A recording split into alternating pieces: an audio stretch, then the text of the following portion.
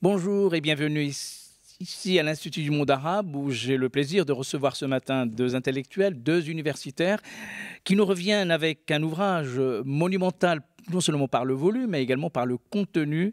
C'est un ouvrage dont le titre est tout un programme: Tisser le temps politique au Maroc, imaginaire de l'État libéral à l'âge néolibéral. Bonjour Béatrice Ibou. Vous êtes politologue et vous êtes directeur de recherche au CNRS, le Centre national de la recherche scientifique, au CERI, Sciences Po. Le CERI, c'est le Centre de recherche internationale de la Fondation nationale de sciences politiques. À côté de vous, Mohamed Touzi. Bonjour Mohamed Touzi. Vous êtes politologue, professeur des universités à Sciences Po Aix-en-Provence et vous êtes aussi l'auteur d'un certain nombre d'ouvrages comme Madame Ibou, et notamment sur l'islam politique au Maroc. Vous venez, comme je viens de le dire, de publier un ouvrage qui est une somme de 600 pages et dont le titre, effectivement évocateur, nous allons tout à l'heure un peu décrypter à la fois les concepts, les termes que vous avez mis dans cet ouvrage. Mais dans un premier temps, ce qui est frappant d'entrée de jeu, c'est d'abord le titre. Alors, dans le titre, vous avez le mot tisser, le tissage. Alors, tisser, je suis allé un petit peu chercher la définition, l'étymologique de ce terme. C'est entrelacer, entrecroiser des fils, des fibres textiles pour produire un tissu, une tapisserie ou pour réaliser le dessin d'un tissu. Mais c'est aussi tisser des relations, des réseaux, des amitiés. Tisser le temps, c'est véritablement une métaphore sur laquelle j'aimerais tout à l'heure que vous nous expliquiez quelle est la genèse et comment vous avez pu utiliser ce tissage dans la science politique. Vous annoncez d'entrée de jeu dans ce livre, Madame Ibou et Mohamed Touzi, que votre réflexion va se situer en privilégiant, je cite, l'État comme point d'entrée d'une réflexion sur le pouvoir et l'exercice de la domination au Maroc. Un ouvrage, comme je viens de le dire, copieusement rempli de références et de modèles d'explication, fruit, écrivez-vous, de 30 années de travail, de recherche, de rencontres, de réflexion qui conceptualisent de manière nouvelle et étonnante l'art de gouverner au Maroc, un pays où deux temps politiques, selon vous, s'enchevêtrent, celui de l'État impérial, d'avant le protectorat, et celui de l'État-nation. Un tissage, précisez-vous, et non une coexistence qui est présente au même moment et de manière presque inconsciente chez tous les acteurs de la sphère politique. Et d'abord, je voudrais, dans un premier temps, vous interroger sur, précisément, un livre de ce type. Ce n'est pas un roman, ce n'est pas un récit, c'est un livre de sciences politiques où vous convoquez, si j'ose dire, de grands penseurs comme Max Weber, comme d'autres penseurs. Comment écrire un livre si dense, si volumineux, à deux voix? Madame Ibou. Effectivement, vous avez bien vu la question. Nous avons tissé aussi notre relation, qui est une relation intellectuelle et une relation amicale, parce que je pense qu'on n'aurait pas pu écrire ce livre sans cette complicité, parce qu'il faut arriver à transcender nos différences, nos parcours qui sont différents, nos points de vue, mais pour arriver à quelque chose sur lequel on est tous les deux d'accord, sans compromis, mais en inventant une nouvelle compréhension de la trajectoire de l'État au Maroc. Et donc effectivement, cette invention à deux, c'est aussi tisser quelque chose, si je poursuis sur votre entrée de jeu. Et ce tissage, on l'a construit sur la longue durée. Donc on parle de la longue durée de l'État au Maroc, mais la longue durée de l'élaboration de ce travail, on a mis une trentaine d'années, alors non pas à l'écrire, mais on se connaît depuis une trentaine d'années et on a très rapidement décidé de travailler ensemble. Pour cela, on a d'abord travaillé chacun de notre côté. Donc moi, j'allais faire par exemple des entretiens, mais en revenant, on discutait ensemble et on élaborait aussi déjà le travail à venir, évidemment sans savoir où on allait, parce que quand on a commencé il y a 20 ans, on ne savait pas où on allait, mais on a tout de suite commencé à travailler ensemble et donc à penser à deux cerveaux et à écrire à deux mains, parce qu'en fait, on n'est pas ambidextre, donc on n'écrit que d'une seule main. Mais, on dit souvent écrire à quatre mains, mais c'est à deux mains quand même. Mohamed Touzi. Non, c'est une... Déjà, ça rejoint un peu nos vies. respectives, parce qu'il fallait entretenir à la fois, il fallait entretenir la différence, ne pas la neutraliser totalement, mais en même temps créer une seule personne à travers une seule personne, un seul écrivain, parce que c'est un... Et ça n'était possible que d'abord grâce à l'amitié, au sens même philosophique du terme, c'est-à-dire une générosité partagée, un don de soi. Et ça se construit beaucoup dans le temps, dans un temps long. Et en même temps, avec une réflexion qui accompagne ce travail à deux. Il y avait toujours sans qu'on en fasse un enjeu, l'enjeu principal, mais il y avait nécessité de réfléchir sur ce travail en train de se faire et pour neutraliser plein de choses. Bien sûr, on est socialisé différemment, mais on n'est pas formé différemment non plus, parce qu'on est le fruit des mêmes systèmes d'éducation, de formation. En même temps, il fallait neutraliser les effets d'aubaine, de contraintes de l'autochtonie. Qui était est-ce qu'on connaît mieux le Maroc parce qu'on est marocain, il fallait et là Béatrice jouait le rôle d'une vigie par rapport à cette nécessité de se distancer par rapport à ça, de reconstruire un rapport nouveau et en même temps ne pas jouer le jeu d'un partage, d'une division de travail inégalitaire tel qu'il se fait entre l'informateur et le théoricien. Et donc, il y avait... ça, c'était la chose à ne pas faire. Et il fallait aussi dépasser toute une série d'obstacles et de contraintes au quotidien dans le travail de recherche. Je suis marocain, bien sûr, et donc cette idée qu'en étant marocain, j'aurais plus l'accès aux gens, parce que le travail est un travail d'abord de réflexion théorique, mais aussi beaucoup de terrain, beaucoup d'empirie. Donc il fallait accompagner des acteurs politiques, qu'ils soient des acteurs du haut, de la hiérarchie, ou des subalternes sur lesquels on a travaillé, parce qu'on a travaillé beaucoup sur des subalternes, des petits gens. Et sur les intermédiaires. Oui, et des petits gens de la politique. Et donc, sur par rapport à cette démarche empirique, moi j'étais une contrainte. Moi-même, ma personne était une contrainte à l'accès à l'information. Parce que étant marocain, étant déjà situé intellectuellement dans l'espace marocain... C'était pas forcément un atout, ça aurait pu même être un obstacle. C'est une grande contrainte. Une difficulté en tout cas. Alors du coup, par exemple, on a essayé l'entretien 1-2, ça n'a pas trop marché. Avec des gens. Donc les gens pensaient que je savais des choses, alors ils faisaient alors que je ne savais pas, donc je ne devais pas savoir. Et en même temps, ils pensaient aussi que ils ne devaient pas me dire des choses aussi. Alors quels sont les acteurs? Alors, puisqu'on en est là, on va essayer de rentrer doucement, progressivement, au cœur de ce que j'appellerais le cœur nucléaire de votre livre. Quels sont les acteurs, grosso modo, que vous avez interviewés pour un petit peu déceler d'où vient le discours des acteurs et qui sont-ils, Mohamed Touzi? Alors, d'abord, ils sont nommément... pas tous.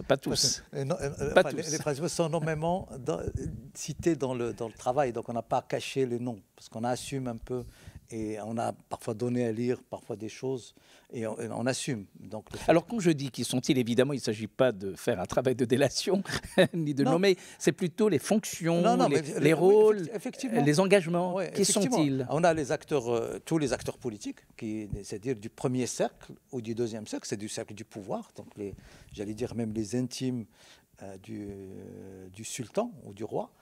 On a le cercle des technocrates, le cercle des politiques, le cercle des activistes et des contestataires, donc tous ces cercles.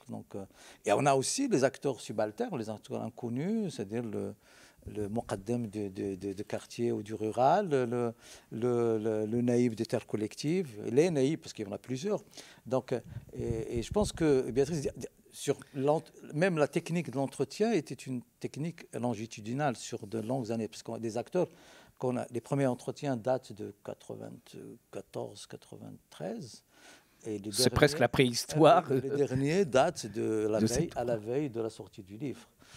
Béatrice Ibo. Oui, effectivement, dans cette panoplie d'acteurs, ils sont aussi dans des cercles, des sphères ou des secteurs très différents. Donc aussi bien le politique, Mohamed vient de le rappeler, mais aussi évidemment, dans le champ économique, dans le champ financier, dans le champ associatif. Donc, une extrêmement grande diversité d'acteurs. Et dans ces champs-là aussi, le plus subalterne comme les plus grands dirigeants. Donc on a essayé de le faire et comme Mohamed le mentionnait, on a essayé aussi pour certains acteurs de les suivre aussi bien dans leurs moments de gloire et de prospérité que dans des passages de désert, quand ils sont en pleine effervescence ou à la retraite, etc. Parce qu'en fait, dans ces entretiens, dans cette relation avec des acteurs, ce qui nous intéresse, c'est moins ce qu'ils disent, enfin les informations qu'ils apportent, que la façon dont ils pensent, la façon dont on perçoit à travers leur discours, mais aussi leurs gestes, leur posture, leur silence, leur rire, etc., comment ils perçoivent leur monde, comment ils comprennent des relations. Et c'est ça qui était aussi important dans la durée, c'est de voir ces transformations de la compréhension des acteurs. Alors, comme un livre qui se veut, et vous le voulez, je pense que vous avez raison de le penser, un livre savant, un livre qui d'abord intéresse la réflexion, la compréhension, je dirais même du sens caché de ces institutions, vous avez d'abord fondé toute votre réflexion sur un triple socle. Un, d'abord, revisiter autrement les travaux récents sur l'actualité de ce que vous appelez l'impérial, et repositionner l'imaginaire, mais quelle place vous avez donnée à ce concept d'imaginaire sur lequel j'aimerais que vous reveniez là-dessus. Et puis, vous convoquez un des plus grands sociologues, Max Weber, puisque vous construisez évidemment votre théorie sur l'idéal type.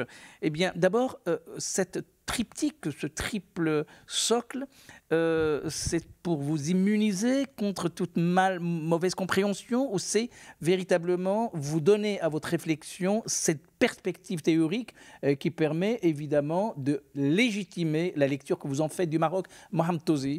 Non, d'abord, j'espère qu'on réussira à convaincre nos collègues sur cette question, et je pense que c'est assez clair.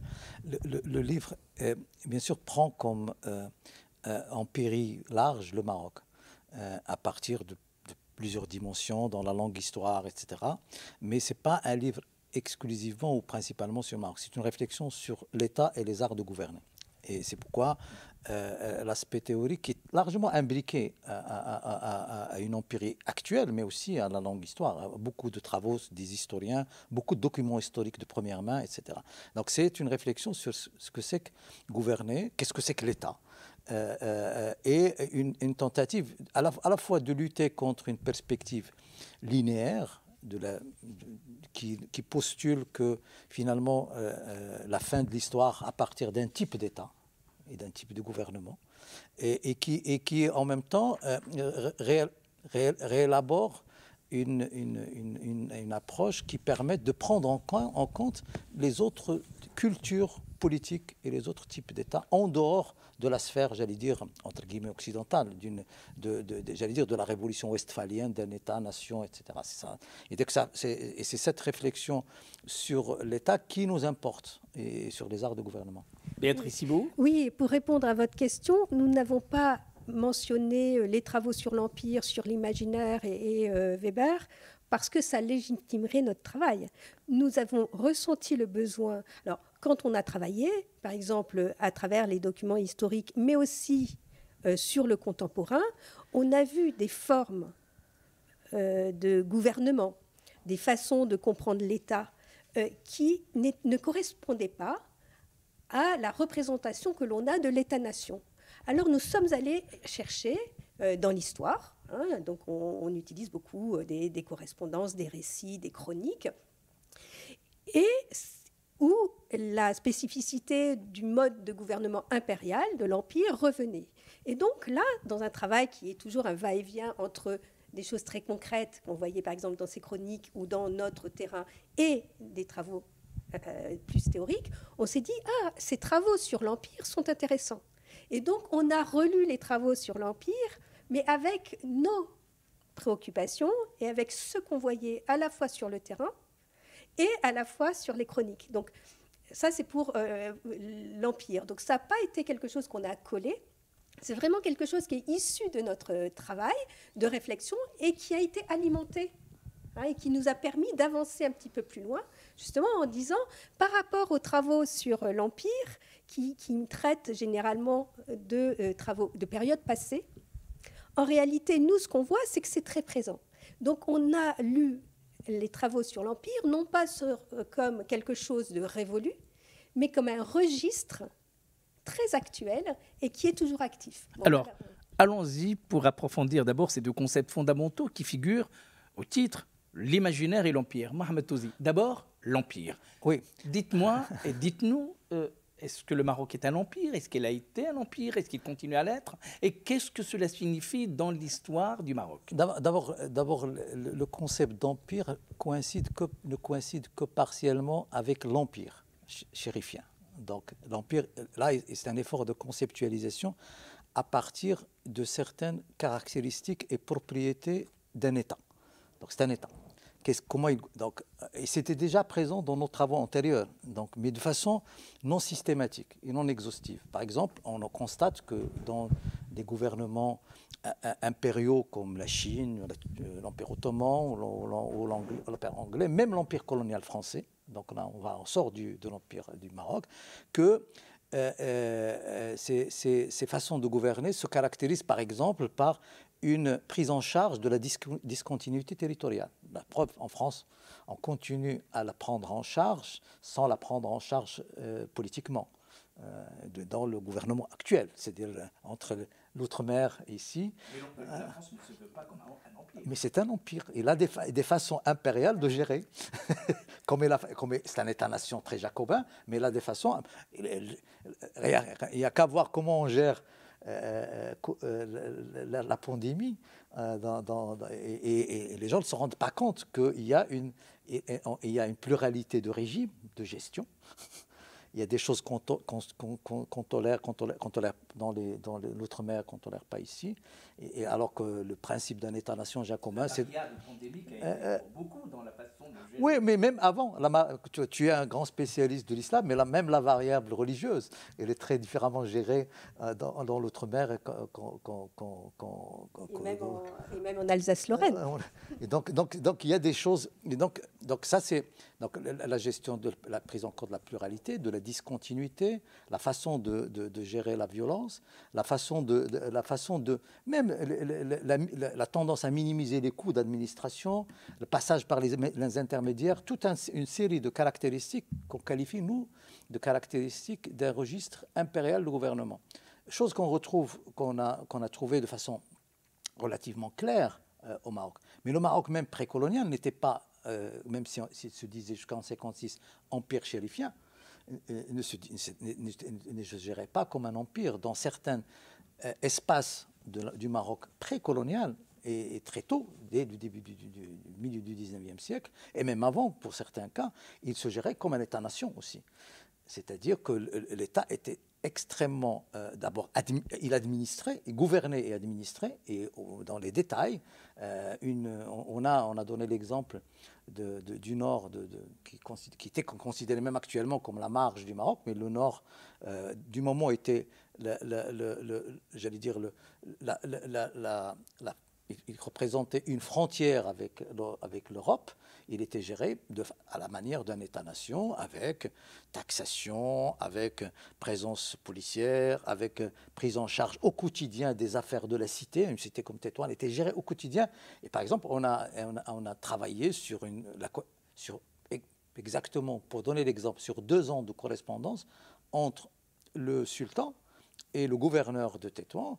Et c'est une centaine de lettres sur 2 ans qui traitaient de tous les aspects, depuis le financement des commerçants en faillite après la guerre de Tétouan, jusqu'à la nécessité de faire bouger un shérif de Ouazzane vers Tétouan pour qu'il gère les arbitrages entre les gens, jusqu'à l'approvisionnement en blé de Tétouan à laquelle il était en situation de faillite. On peut dire que le Maroc, avant le protectorat, c'était un État impérial, et après le protectorat, c'est un État-nation? Justement, non. Non, non, non, vous avez le livre, donc vous avez la réponse, mais pas les spectateurs. Donc, Donc, non, précisément, tout notre argument, c'est de dire ce ne sont pas l'Empire et l'État-nation ne correspondent pas à des moments historiques différents.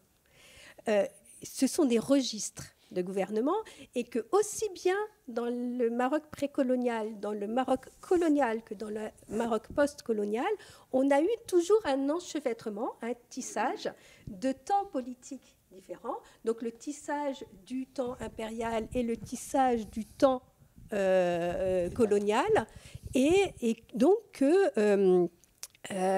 on a toujours, aussi bien dans l'Empire précolonial, eu à la fois des façons impériales de gouverner et des façons État-nation de gouverner. Alors, deuxième concept que vous mobilisez, qui est présent dans le titre et qui a une place prépondérante tout au long de votre ouvrage, c'est cette notion d'imaginaire. On sait ce que c'est que l'imaginaire d'une personne, d'un groupe social, mais l'imaginaire d'un État. Qu'est-ce que vous entendez par un imaginaire étatique? Mohamed Touzi? On va partir d'un exemple simple, anecdotique et très simple. On a des personnages extrêmement, j'allais dire, modernes, actuels, qui ont fait leurs études dans des grandes écoles françaises ou américaines, et qui, souvent issus de couples mixtes, franco-marocains ou américano-marocains, maniant les deux cultures de façon assez à l'aise, et parfois même avec les blonds, avec les yeux bleus, et qu'on trouve dans des situations, dans différentes situations qui rappellent des temps très différents, qu'on retrouve en PDG de multinationales ou même de filiales de multinationales importantes, ou qu'on retrouve comme serviteurs dans des moments de leur vie extrêmement rappelant des serviteurs ou des asservis du 19e siècle. Et ce n'est pas ça la situation. C'est que c'est la fluidité du passage entre les deux temps, un peu comme partir de la troisième à la quatrième dimension, et avec un naturel, une normalité, comme si les choses étaient naturelles. Quelqu'un un PDG qui en même temps entreprend un plan de rationalisation des dépenses dans son entreprise en liquidant la moitié dans son personnel et en externalisant les activités, mais en même temps, il trouve tout à fait normal d'accompagner le chef de l'État dans son expédition sans calcul aucun, sans rationalité. Il est là à disposition, corps et âme, sans qu'il soit sûr qu'on va l'utiliser. Et il trouve ça naturel. Et cette nature, quand on dit pourquoi, c'est c'est à ce niveau qu'intervient l'imaginaire. C'est-à-dire l'imaginaire comme cet espace-temps, en fait, qui lui permet de naturaliser des actes incompatibles pour un esprit, et de trouver cette entrée et sortie de deux temporalités comme quelque chose. Et c'est cette naturalisation que nous, on appelle, ce processus de naturalisation de liens sociaux appartenant à des espaces-temps différents qui fondent ce qu'on appelle l'imaginaire d'un État, l'imaginaire d'un gouvernement, ou même l'idée, le paradigme, si on veut être un peu plus savant, qui construit les liens sociaux dans l'espace marocain. Béatrice Ibou, toujours au sujet de cette question de l'imaginaire. Est-ce que l'imaginaire, c'est un exutoire qui permet la convergence, comme vient de le dire Mohamed Touzi, et c'est un facilitateur de convergence de pratiques et de pensées? Alors, ce n'est pas forcément dans la convergence et le consensus, parce qu'il peut y avoir des conflits. Mais l'imaginaire permet d'articuler des choses qu'on peut penser contradictoires, oui. Comme le rappelait Mohamed Touzi, à avoir une pensée totalement néolibérale sur le New Public Management, mais en même temps, et sans que ça soit vécu comme contradictoire, être au service sans aucun calcul financier et encore moins gestionnaire de son détachement auprès du roi pendant une tournée en Afrique pendant 4 mois. bon, j'exagère peut-être 4 mois, mais enfin bon, un temps qui pour un PDG néolibéral est impensable. Donc, et vous pensez à quelqu'un? Oui, bien sûr, on pense à quelqu'un qu'on connaît très bien. Enfin, par exemple, l'ancien PDG de la RAM, voilà. Et qui est quelque chose de très assumé.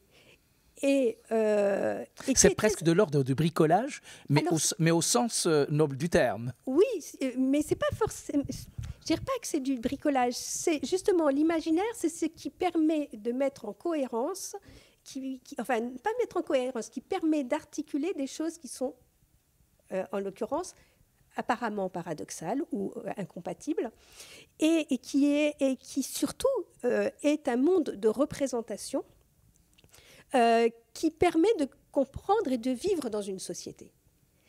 Même s'il y a des conflits, même si les gens ne sont pas forcément d'accord. Parce que ce n'est pas parce qu'on a un imaginaire de l'État qui permet aussi bien de comprendre des comportements ou le registre impérial que le registre de l'État-nation que les gens, à un moment donné, vont être d'accord sur les façons de gouverner. Il y a beaucoup de tensions, comme dans n'importe quelle société, des conflits, des tensions, et c'est aussi ce qu'on essaye de raconter dans ce livre. La société marocaine n'est pas immobile, elle n'est pas dominée par une hégémonie intellectuelle ou une hégémonie culturelle, une hégémonie de l'interprétation à donner. Il y a énormément de conflits, mais toutes ces compréhensions en conflit se rattachent ou sont dans un espace-temps qui est composé de cet imaginaire qui comprend à la fois le registre impérial et le registre de l'État-nation tel qu'on l'a conceptualisé. C'est aussi des étiquettes, on pourrait très bien le conceptualiser différemment, hein. Mais en tout cas, ce qu'on essaye de montrer, c'est comment, par cette notion d'imaginaire, on montre la diversité possible. Et en fait, cet horizon extrêmement large, hein, de la façon de comprendre le rapport à l'État, de comprendre le politique, de comprendre les relations sociales. Un autre chapitre auquel vous avez consacré une 50aine de pages, c'est le thème de la violence, et la violence politique. Et vous écrivez, je vous cite, à la page 212-213, je cite, « Il va de soi que la violence est inacceptable et condamnable, mais il convient de dépasser le seul registre moral politique à la fois en pointant les multiples facteurs et que les changements réels dans la production et l'encadrement de l'usage de la violence restent limités. » Et évidemment, vous rappelez que le Maroc est l'un des rares pays à avoir tout de même regardé son passé violent à travers cette institution qu'on appelle l'instance éthique et réconciliation. Qu'est-ce que vous pouvez dire aujourd'hui sur le Maroc actuel, à la fois dans sa relation à son passé, mais et l'usage de la violence qui, vous avez fait appel à Max Weber, qui lui parle de l'usage de la violence légitime. Est-ce que cette violence-là, aujourd'hui, elle fait partie du système marzanien pour réguler, pour juguler et pour administrer le Maroc? Mohamed Touzi. D'abord, l'une des premières choses, on a consacré de longs passages à l'instance équité et réconciliation à ce moment. En même temps, en essayant aussi de dire une chose que les politologues ont toujours dit, mais qui ont tendance parfois à oublier, c'est que la violence est au centre des rapports de pouvoir. De tous les pouvoirs. De tous les pouvoirs.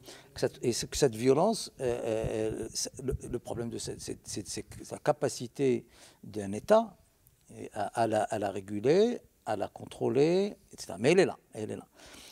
Et ce travail de régulation, d'encadrement institutionnel par un État de droit, parce qu'un État de droit est un État aussi qui implique l'idée de violence, et n'est pas un travail qui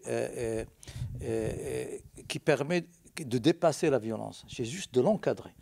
Et de l'encadrer et de la structurer. Donc ça veut dire que le Maroc, en faisant tout le processus équité et réconciliation, a permis de voir les types de violence, pas uniquement une violence, tous les types de violence extrêmes, depuis le bannissement dans l'Empire jusqu'à l'incarcération dans des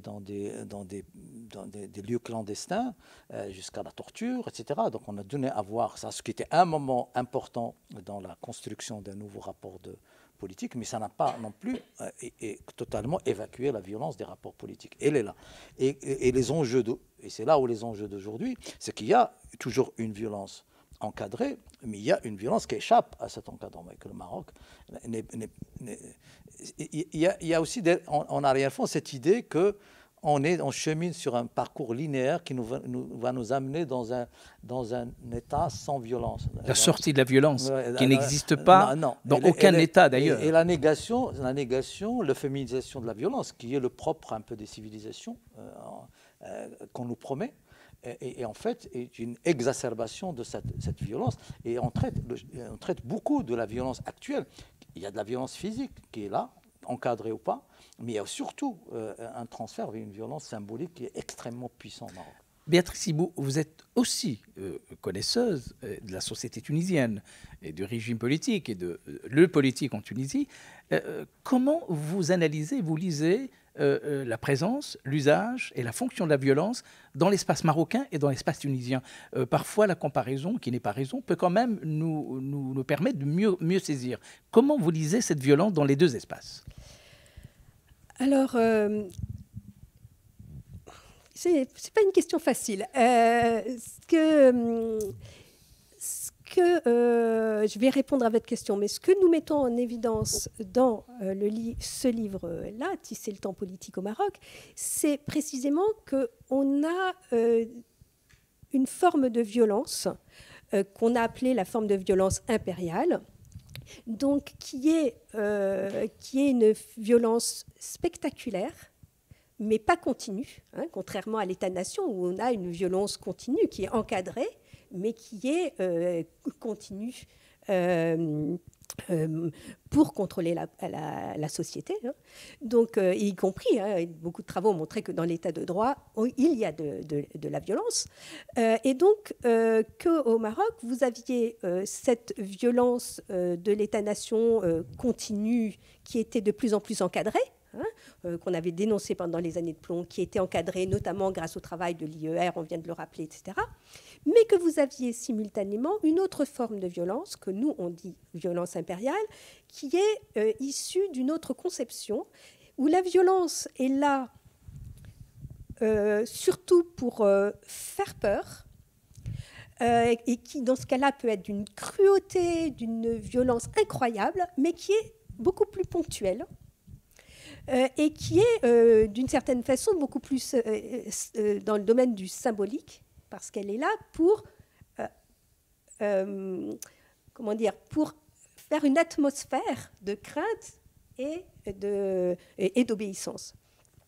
Et en ce sens-là, dans le Maroc contemporain, finalement, au fur et à mesure qu'on a encadré cette violence de l'État-nation, la violence qu'on dit impériale, cette violence symbolique, a échappé à ces processus de domestication de la violence et sont extrêmement présents aujourd'hui. Elle continue. Pas forcément continue, non, justement. En tout cas, elle est présente. Elle est présente, et justement à des moments donnés. On peut la rappeler de temps en temps. Voilà, hein, à des moments donnés, quand on va mettre en prison de façon absolument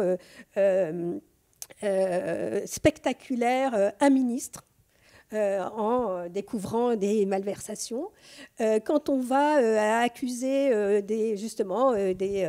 tout le monde a en tête les histoires des malfaçons dans le nord du pays sur des projets, etc., etc. Je dirais que en Tunisie, la violence. Alors moi, je veux plutôt parler de la Tunisie sous Ben Ali, sur laquelle j'ai beaucoup plus travaillé que la Tunisie post-révolutionnaire. Dans la Tunisie de Ben Ali, la violence, finalement, elle était là aussi double, mais pas sur le registre impérial. Elle était double dans le sens où vous aviez en continu un travail pour faire peur, Donc effectivement une violence contre certaines personnes, mais très réduites, hein, à un moment donné les islamistes, hein, au début des années 90. Ensuite les démocrates, dans les années, milieu des années 90, fin des années 90. Mais finalement, l'ensemble de la population vivait dans ce que moi j'avais appelé les douceurs insidieuses, c'est-à-dire des processus finalement d'acceptation de la violence, parce qu'elles étaient cachées par une certaine recherche d'intégration dans la société. Et donc, vous aviez une articulation du politique à la violence qui était assez différente, notamment parce que vous aviez une présence policière énorme, hein, qui pouvait ne pas être efficace, mais qui était là. Et alors que au Maroc, alors vous me direz, vous avez la présence, l'omniprésence d'autres figures, et nous, dans notre livre, on analyse la figure du Mokaddem, Oui. et beaucoup d'autres agents d'autorité, mais qui opèrent de façon très différente. Alors, Mohamed Touzi, sur la question de la violence, vous le rappelez dans votre ouvrage, vous faites référence à deux concepts fondamentaux, le marzen et puis la hiba, cette peur révérencieuse. Est-ce que la hiba de l'ancien régime, si j'ose dire, au Maroc, est-ce que c'est la traduction précisément de cette culture marsanienne? Est-ce que cette peur révérencieuse, c'est-à-dire cette hiba, continue aujourd'hui, ou bien elle s'est déployée dans d'autres mécanismes? La hiba est une forme de violence, mais ce n'est pas une violence. La hiba, c'est ce qui permet de ne pas aller vers la violence physique, justement. En faisant peur. En faisant peur. Et, donc, et là, c'est fait tétanisant, sidérant, etc. Et elle passe par une mise en scène du pouvoir. Et à la fois par une mise en scène du pouvoir et par un exercice d'une violence contenue, mais spectaculaire et brutale. Donc, quand on se rappelle, on te dit par exemple les Harka, une expédition militaire et d'ailleurs on a des descriptions extrêmement où la violence est très forte, mais c'est contenu dans le temps, où on peut avoir des prises, ce qu'on appelle des prises exemplaires, c'est-à-dire avec exposition des corps, etc. Mais ça, c'est juste pour éviter d'aller plus loin et bien sûr, le fait que ça soit, et ça a été décrit dans d'autres sociétés, pas uniquement au Maroc, cette idée de la violence exemplaire, spectaculaire, pour qu'elle ne devienne pas endémique, alors que les autres types de violences systématiques, mais encadrées, existent aussi. Et cette violence qu'on appelle spectaculaire, qui relève de la hiba, ce qui est intéressant, c'est qu'elle n'est pas uniquement rattachée à une personne. On peut l'avoir uniquement à la personne du marzen ou du roi ou du palais, etc., ce qu'on nomme. Mais là aussi, elle est diffusée dans des mises en scène intermédiaire au niveau d'un gouverneur d'une province, au niveau pas au niveau des ministres probablement, mais surtout au niveau même d'un imam dans une mosquée, dans sa mise en scène elle-même, pour justement être producteur de hiba qui t'évite d'aller vers la violence systématique et physique. Dans votre livre, vous articulez évidemment toutes ces notions de la peur, je dirais, mais dans la construction de votre lecture du système politique, vous faites émerger à un moment donné ce qu'on appelle les encadrants, ceux qui cadrent l'action, ceux qui sont l'œil du pouvoir et de l'État partout. C'est la notion du Mokaddem et de marzen et du qaïd comme étant deux acteurs qui sont un peu l'œil, ce qu'on peut appeler métaphoriquement l'œil de Moscou. Mais il y a quelque chose qui a été observé tout récemment à l'occasion de la pandémie, c'est que le marzen, le pouvoir, a moins fait appel à ces instruments que je dirais un recours à la rationalité, à la science, la médecine est devenue un des éléments fondamentaux de la lutte contre la pandémie. On a même tous les soirs droit au ministre de la Santé, plus le directeur général de la Santé, comme en France, qui vient donc donner les statistiques. Autrement dit, est-ce qu'il n'y a pas là l'émergence d'une rationalité dans le système politique marocain qui ne s'appuie plus seulement sur ce qu'on appelle les acteurs traditionnels? Béatrice Ibou. Eh bien, au risque de vous contredire, je pense que non. Je pense que justement, quand on observe la gestion de la pandémie, on voit simultanément toujours le temps tissé de ces deux rationalités, la rationalité de l'État-nation et la rationalité impériale. Rationalité de l'État-nation, vous l'avez rappelé, on voit le ministre venir tous les jours, enfin, ou tous les... Je ne sais pas quel jour c'est, en tout cas le jeudi, ou une fois par semaine, donner les résultats. On voit des chiffres qui sortent tous les jours, le chiffre de morts, le chiffre de... La campagne sanitaire. Mais justement, la campagne, comment elle s'est réalisée? Elle s'est réalisée grâce à ces intermédiaires et grâce à ces personnages qui sont vraiment issus de cette culture impériale. Le Mokadem, c'est le Mokadem qui finalement s'est organisé pour donner à tout citoyen marocain son attestation. Et comment s'est organisé le Mokadem? C'est pas du tout de l'ordre de l'État-nation. Il avait sa petite table dans le quartier, apporté par la population, le parasol donné par la population, les repas au Mokadem donnés par la population. C'était absolument pas l'appareil bureaucratique qui a fait ça. Et dans cette organisation de cette figure qui d'une part, fait effectivement écho à l'État-nation parce qu'il est partout sur le territoire, mais qui en même temps est très impérial. Je veux dire que ce n'est pas un fonctionnaire de l'État. Le Mokadem n'est pas fonctionnaire de l'État. C'est une charge. Et donc, il reçoit une indemnité, mais il ne reçoit pas de salaire. Ce n'est pas un fonctionnaire de l'État. Et pourtant, c'est cette figure qui, dans le quotidien, dans le côté le plus pratique de la gestion de la pandémie, a été au cœur. On a dans un autre texte qui est post-livre qu'on publie dans une revue, il y a une chronologie qui est extrêmement déconcertante, justement, que Béatrice rappelle. D'abord, c'était le 21 mars 2020 quand le Maroc a décidé, comme tous les États, et même de façon assez précoce, au confinement, fermeture de frontières, etc. Et en même temps, on voit à ce moment-là tous ces registres en conflit, justement. La décision a été prise au plus haut niveau. Donc, le ministre de l'Intérieur et le ministre de la Santé font un communiqué et disent confinement. Et puis, décision de l'attestation. Mais on ne prévoit rien pour l'attestation de circulation. J'allais dire notre Mokadem, ou nos Mokadem, parce qu'on a deux dans le rural. Et on a fait une ethnographie de ces figures. Et donc, il reçoit cette décision le samedi pour la mettre en exécution. Mais c'était un peu le même cas qu'en France, cette décision qui devait être... On n'était pas préparé à cette décision, il faut dire.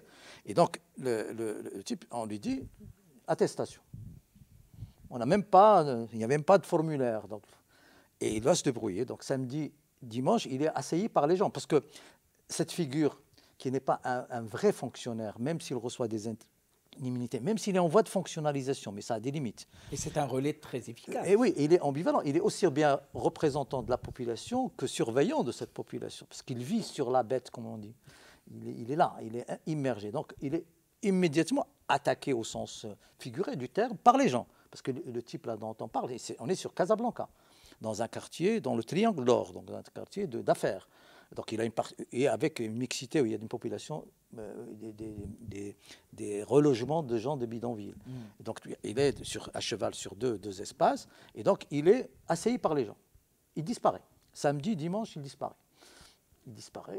Il n'est pas joignable, parce qu'il n'avait aucune idée de ce qu'il allait faire. Après, il descend dans le quartier, et effectivement, il a réussi à avoir quelques imprimés. Dimanche, lundi, mardi, il est sur sa petite place avec la population, avec des gens, parce que les gens il y a beaucoup d'analphabètes qui rédigent, qui remplissent et lui il tamponne pendant les 3 jours où il a eu à faire 60 000. Il m'a dit dernièrement, même les Chinois, il y avait, même les Chinois sont venus prendre leur attestation, parce qu'on est dans ce quartier d'affaires. Et là, par exemple, là, je suis en France depuis 4 mois, là, il y a 3 semaines, il m'appelle, parce qu'il est, tu sais, le quartier, il connaît les gens. Il m'appelle pour me dire, Monsieur Tosi, on n'était pas vacciné. Quand est-ce que vous allez? Parce que vous aviez le rendez-vous la semaine dernière. Ah, je dis, je suis en France, donc je vais être vacciné en France. Et là, il est tranquille. Et ça, c'est en même temps. Donc, on est dans un. En même temps, le Maroc, enfin, l'administration marocaine disons, a indemnisé 4 millions de personnes avec une efficacité extrêmement forte, parce que là aussi, il a combiné les bases de données de la CNSS, de la sécurité, les bases de données des mutuelles, les bases de données des télécoms, pour pouvoir accéder aux ménages ruraux, pour les indemniser et là, d'une façon très rationnelle. Et en même temps, là aussi, on a fermé les frontières, alors que c'est inconcevable dans un empire. Ce que les Marocains n'ont pas compris. Les Marocains qui étaient coincés à l'étranger n'ont pas compris que le roi les abandonne. Et là aussi, parce que là, on revient à l'imaginaire, il y a cet imaginaire que c'est même pas l'obligation de l'État, c'est l'obligation du roi de rapatrier ces sujets. Étant donné que les Marocains sont considérés comme des sujets. Oui, parce qu'ils se considèrent aussi comme un peu et donc, c'est cette imbrication qui rend une certaine complexité, qui crée bien sûr des malentendus. Énormément des incompréhensions, mais en même temps aussi des insatisfactions par rapport aux promesses d'une évolution linéaire vers un devenir prévu d'avance. Et si je peux compléter, qui montre aussi que, et c'est un des objectifs du livre, c'est d'aller à l'encontre des analyses en termes d'archaïsme. Voilà. En disant, au Maroc, il y aurait des tentatives de rationalisation, mais toujours des choses qui se rattachent au passé, qui sont archaïques. Non, ce qu'on montre, c'est que le Maroc contemporain, le Maroc moderne, qui se transforme beaucoup, il le fait en jouant toujours de ces deux registres. Et que le Mokadem, qui peut être conçu comme un héritage archaïque, finalement, dans cet exemple-là, est un des rouages de l'efficacité aussi bien de l'attestation que de la vaccination. Et donc, c'est aussi donner une perspective de regarder l'État autrement. Il n'y a pas qu'une seule forme d'État moderne, il n'y a pas qu'une seule trajectoire de l'État.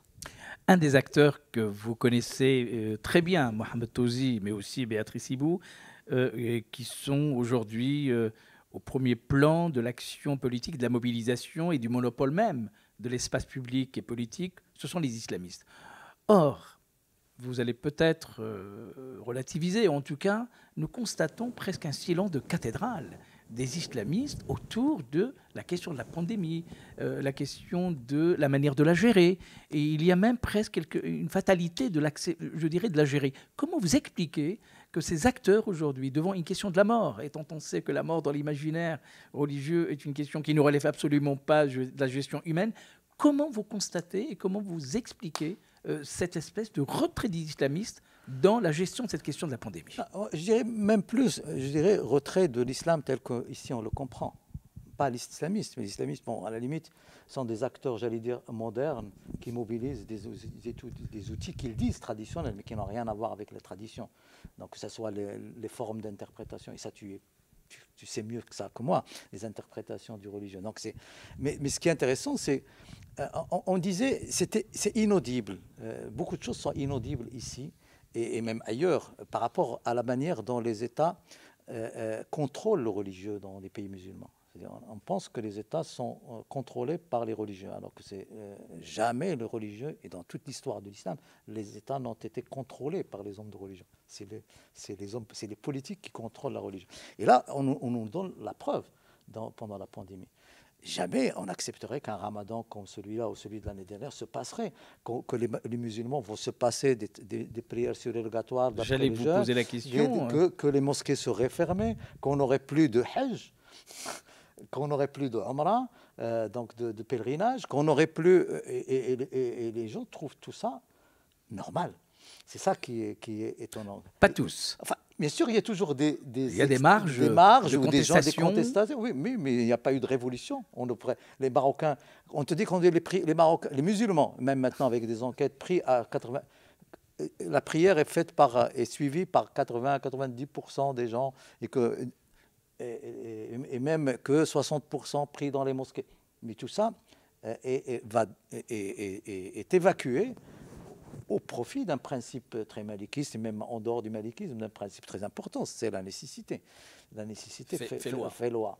Et donc, cette idée que, finalement, ces pays musulmans, que l'islam, tel qu'on le croit, qu'on le voit maintenant, comme enjeu, est uniquement une idéologie, et qu'entend idéologie, et il répond à des rapports de force politiques et sociologiques sur le terrain, et que ces sociétés ne sont pas des théocraties, au sens ni premier ni second du terme, que ce sont des pays séculiers, que les États, comme d'ailleurs les États, les façons dont la laïcité est en train de se comprendre et de virer ici en France, les États essayent de gouverner le religieux en fonction d'enjeux qui ne sont pas religieux. Et c'est ça ce que donne à voir, que ce soit l'Arabie Saoudite ou bien sûr, ils le font de façon autoritaire, parfois aussi de façon dans des régimes dits démocratiques musulmans, les peu de régimes qui se disent démocratiques. Mais dans tous les cas, la conclusion importante à tirer, qu'on est en face de sociétés sécularisées, d'États qui gouvernent la religion, qui construisent, qui fabriquent des politiques publiques religieuses qui vont vers le contrôle des mosquées, qui obéissent à une raison politique, pas religieuse, le contrôle des clercs, qui obéissent à des raisons politiques et non religieuses, et à la gestion des contenus, à la production d'orthodoxie, là aussi, qui correspondent à des enjeux politiques et pas religieux du tout. Béatrice Ibo, est-ce que cela signifie, à la suite de ce que vient de dire Mohamed Touzi, que nous sommes véritablement, et la pandémie vient de le démontrer de la plus grande des façons, que nous sommes désormais dans des sociétés sécularisées, et où que la religion joue un rôle, mais il n'est pas le ciment. En tout cas, ce n'est pas le religieux qui gère le pays, c'est bien le pouvoir politique qui gère le religieux. Est-ce que ce n'est pas aussi, aujourd'hui, les limites de la vérité du discours politique religieux sur le fait qu'il est capable de gérer toute la société, y compris les plus petits problèmes, et que finalement, moi je constate que la prépondérance du discours scientifique, je dirais rationaliste, etc., c'est la sécularisation de ces sociétés à laquelle nous assistons aujourd'hui? Oui, la société est sécularisée. Mohamed l'a rappelé. Vous le rappelez avec ces exemples-là. Mais je pense que, et je parle sous vos contrôles, je pense que ce n'est pas non plus totalement nouveau. Je veux dire, y compris quand on retourne sur nos correspondances, nos chroniques, etc., bien sûr, le temps religieux est peut-être un petit peu plus présent, mais ce qu'on voit apparaître, c'est quand même du politique. C'est la volonté de gouverner un pays, de le gouverner peut-être en s'alliant, en usant, en ayant le registre religieux. Il y a un vocabulaire ou une justification religieuse, mais ce qui est la préoccupation, c'est de gouverner des hommes, gouverner des territoires, et c'est cela. Donc oui, aujourd'hui, et c'est aussi en cela que tous ces discours sur archaïsme ou retour du religieux, etc., nous, quand on étudie une société comme la société marocaine, on ne voit pas ça. Où on voit, mais ça je transfère beaucoup plus à Mohamed qui sur d'autres travaux l'ont montré, ce qu'on voit c'est la concentration du temps religieux sur des périodes beaucoup plus circonscrites, ou aussi, mais ça va dans le sens de la sécularisation, une volonté à la fois d'étatiser et de bureaucratiser le religieux, donc qui sont dans des logiques politiques. Votre ouvrage, c'est aussi une interrogation, et plus qu'une interrogation, c'est une analyse de ce qu'on peut appeler l'élite politique et intellectuelle au Maroc, c'est-à-dire le rôle qu'elle joue. Vous avez interrogé et vous avez fait parler les leaders de l'action politique, quasiment plus au niveau de l'État jusqu'aux intermédiaires en passant par les militants. J'aimerais savoir, est-ce que dans votre ouvrage, est-ce que c'est aussi quelque chose qui est présent, en tout cas de façon implicite, nous sommes en train de passer implicitement d'un système politique au Maroc qui a toujours fonctionné sur le modèle gauche-droite jusqu'aux années 80 vers un modèle aujourd'hui où la question des valeurs, le conservatisme ou le religieux ou la sécularisation sont devenus les critères, les vecteurs d'une société et de la classe politique marocaine? Mohamed Touzi. Ouais, il y a d'abord, et Béatrice reviendra probablement sur la question comment le néolibéralisme a brouillé les repères en tant que pensée hégémonique. Et pas seulement au Maroc. Non, ça c'est dans. C'est vraiment l'une des données fondamentales. Ça c'est important, je pense, à convoquer et on essaie de le montrer. Donc cette circulation des gens entre des registres sans qu'il y ait des négations de soi ou négation de son passé, au retournement de veste. Donc les gens qui circulent entre des... des stratégies de... Et sont à la fois sans en être probablement conscients ou même en étant conscients et en l'assumant. Sous le couvert d'un management que ce soit politique, économique ou financier, qui renvoie à des valeurs et des valeurs qui sont vendues comme des valeurs n'appartenant à aucun registre ancien de gauche ou de droite.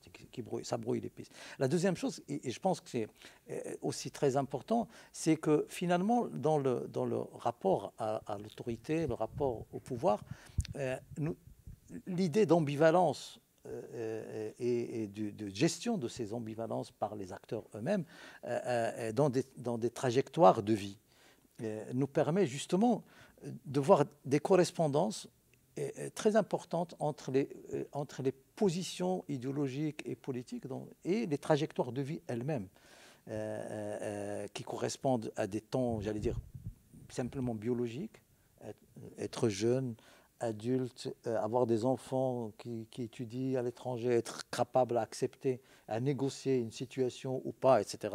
Ou des changements même dans les rapports de force, de force politiques.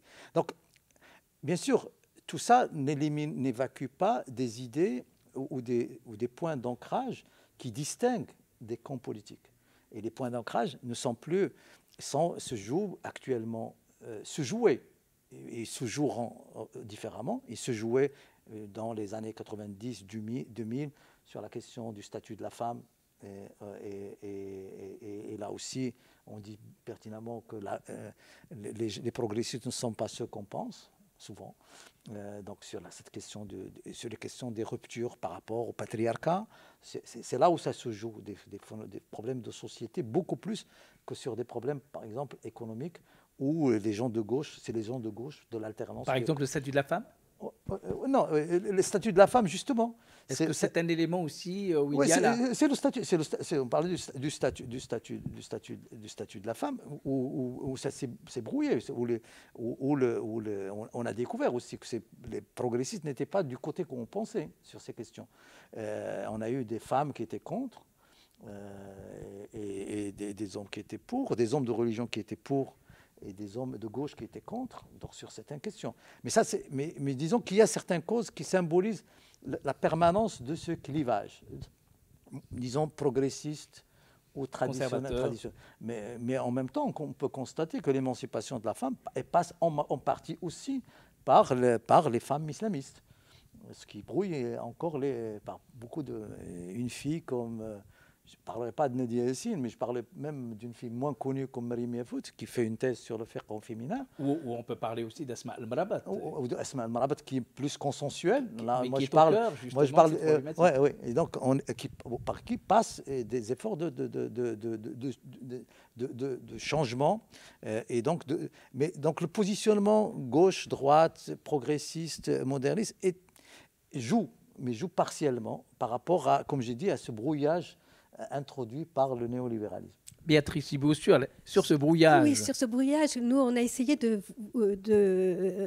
voir dans la société marocaine qui étaient les porteurs du néolibéralisme. Donc, en usant d'une analyse weberienne, hein, où Weber dit les idéologies, les idées ne naissent pas comme des fleurs, elles sont portées par des hommes ou par des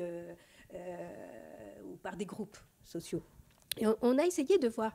Et finalement, la diversité est impressionnante, parce que parmi ces porteurs du néolibéralisme, vous avez aussi bien les islamistes, qui ont été, par exemple, un vrai moteur dans l'alignement du Maroc sur les positions de la Banque mondiale, du FMI, etc. Ce sont les islamistes qui ont été vraiment porteurs de cette idée-là. Mais vous avez aussi des anciens hommes de gauche qui se sont reconvertis soit dans les associations, soit dans le microcrédit, soit dans la lutte contre la corruption, etc., avec des valeurs néolibérales, donc qui portent un autre volet du néolibéralisme, mais qui le portent comme ça. Évidemment, les technocrates, mais aussi des hommes issus des grandes familles marzéniennes, mais qui simultanément se convertissent à travers leur formation dans les grandes écoles, etc., etc. Et on voit ou bien même, autre cas qui peut sembler paradoxal, des associations qui veulent militer dans la lutte contre la pauvreté, le développement, mais qui participent de tout ce renouveau néolibéral, de la participation, de la société civile dans l'action publique, etc., etc. Donc on voit bien que le néolibéralisme a brouillé effectivement cette séparation gauche-droite qui, au Maroc comme partout, c'est pas qu'elle n'existe pas, mais que les confrontations sont sur des lieux différents. Alors, comme le disait Mohamed, elles peuvent être sur le statut de la femme, etc. Elles le sont aussi, par exemple, sur la question de la justice et la question de l'indépendance. Et là où on voit bien des compréhensions différentes de qu'est-ce que c'est que l'indépendance. Et l'indépendance par rapport à qui ? Et je pense que c'est sur ces questions-là qu'on voit les divisions, les affrontements politiques, plutôt que sur une vision gauche-droite traditionnelle. Votre livre, évidemment, comme on l'a vu depuis le début, est traversé d'abord par des grandes questions qui concernent à la fois l'histoire, qui concernent la personnalité spécifique du Maroc, son anthropologie, son identité, sa classe politique, la gestion du politique au quotidien, le rapport de force entre le pouvoir et la société, les intermédiaires, le rôle, et voire même leur éclipse parfois dans le paysage politique. Ma question serait de vous dire aujourd'hui, où va le Maroc avec tout cela? C'est une continuité, il y a des ruptures, et des recompositions. Mohamed Touzi, où va le Maroc? Non, on ne sait pas. Justement, notre propos, c'est qu'on... C'est pour ça que je vous pose la question. Et on ne veut pas le savoir non plus, ce n'est pas intéressant. Le Maroc change, se transforme, mais beaucoup. C'est déjà une piste. Oui, et il se transforme. On observe ces transformations, on les a décrites de façon empirique. Et ce n'est pas une ligne droite, ce n'est pas linéaire. On ne peut pas parler sous forme d'avancée et de régression. Donc, ça peut se décrire comme parfois des déplacements, parfois des ruptures, parfois des nouvelles compréhensions des rapports sociaux, des rapports du lien social, des transformations même dans l'imaginaire. Et on l'observe, par exemple, sur des choses extrêmement précises qui renvoient à des grandes ruptures dans ce pays. La grande rupture, la première rupture, elle est morphologique, tout simplement. Un Maroc qui a, je ne sais pas, 2000 km d'autoroute, ne se gère pas comme un Maroc où il n'y avait pas de route. Ne se gouverne pas de la même façon, où il y avait le Haut-Atlas comme une contrainte, ou les chaînes montagnes comme une contrainte à gouverner. Et donc, le pays est accessible. Le pays est accessible, donc avec un Maroc numérisé ne se gère pas. Donc il y a des transformations techniques et morphologiques qui sont importantes. Et même un Maroc urbain qui est urbain à 64-65% ne se gère pas de la même façon, etc. Donc ça, on a cette donnée qui est tout à fait banale et géographique et morphologique et intéressante. Maintenant, il y a des déplacements, des ruptures très fortes qui rendent inconcevable irrécevable des attitudes ou des comportements, que ce soit des comportements du pouvoir ou des agents du pouvoir. Et on le voit avec le développement et on a pointé quelques ruptures, par exemple, des ruptures dans la façon dont la responsabilité se conçoit. Qu'est-ce que c'est que l'État? qu'est-ce que les Marocains attendent de l'État. Il y a juste 15 ans, les Marocains n'attendaient rien de l'État. Par exemple, quand il y a, je sais pas, une tempête de neige dans le Haut Atlas et que des gens, du jour au lendemain, payent leur butane de gaz de 20 dirhams à 120 dirhams, personne ne s'émouvait. Il n'y avait pas aucun émoi. Quand une femme, pour être évacuée parce qu'elle est enceinte, qui doit accoucher, est évacuée dans une brouette, il y a 15 ans, tout ça a existé. Personne, c'était normal. Là, c'est que quand il y a une tempête de neige dans le Haut Atlas, c'est le fait que l'État ne puisse pas rendre disponible un hélicoptère pour transférer des gens de là-bas, ou qu'il n'y ait pas une campagne pour fournir des aliments ou pour déblayer la neige, etc. Et il n'a qu'à voir les réseaux sociaux, inconcevable. C'est une prise de conscience. C'est une évolution évolution de l'imaginaire des Marocains dans le rapport au pouvoir. Oui, d'une autre responsabilité. On attend beaucoup. L'État est devenu responsable à la fois pour gouverner, mais aussi pour administrer et pour livrer du service. Est-ce que ce n'est pas l'État qui a créé les conditions que les deux, il y a les deux. Il y a les deux. Il y a l'État et le monde aussi. Les Marocains ne sont pas coupés du monde. Les communautés sont déterritorialisées. Là aussi, on revient à la pandémie. Bien sûr, l'État a joué un rôle important pour la prise en charge des populations, un effort assez important pour livrer du service pendant la pandémie, indemniser, etc. Mais elle n'était pas la seule. Parce que là aussi, les communautés, les Marocains de France, les Marocains de Belgique, les Marocains de Hollande ont reconstitué leur communauté autour du village, ils ont pris en charge. Donc, il y a des changements, des déplacements et des ruptures. L'une des ruptures, et peut-être Maîtrise ne développe pas, l'une des grosses ruptures, par exemple, qui sont le plan structurel important au Maroc, quand nous, on observe, par exemple, c'est le fait, par exemple, que dans le code du statut de la femme, c'est que la femme, par exemple, au Maroc, désormais transmet la nationalité. Oui. Avec la rénovation du Code de la famille. Oui, du Code de la famille, qu'elle puisse transmettre la nationalité, qu'on puisse avoir des Marocains de pères non marocains. Ce qui est pour nous une énorme rupture dans la morphologie même du pays, parce que tout est constitué sur une généalogie patriarcale, etc. Ça, c'est une rupture. Mais on peut mais on n'est pas dans une trajectoire des transitologues. La rupture se fait par des élections régulières, etc. Oui, et d'ailleurs, ce qu'on montre dans le livre, c'est que ces transformations, elles se font souvent beaucoup plus à l'incitation de la société qu'à celle de l'État, et que souvent l'État vient en réponse avec beaucoup de conflits, puisqu'évidemment la société politique n'est pas homogène et comme partout, il y a des forces pour et contre, mais que les changements fondamentaux que l'on voit, comme celle du statut personnel, comme celle de la place de la femme, comme celle de la responsabilité, et viennent beaucoup plus des transformations au sein de la société. Et que c'est cela. Et d'une certaine façon, ce qu'on montre, c'est que donc, l'État, les gouvernances sont plutôt en réponse, soit en réponse directe, soit très implicite, très indirectement, pas forcément en temps, mais que c'est la société qui est beaucoup plus en avance et dans ses conflits, hein, parce qu'évidemment la société non plus n'est pas une, mais les conflits dans la société sont un moteur important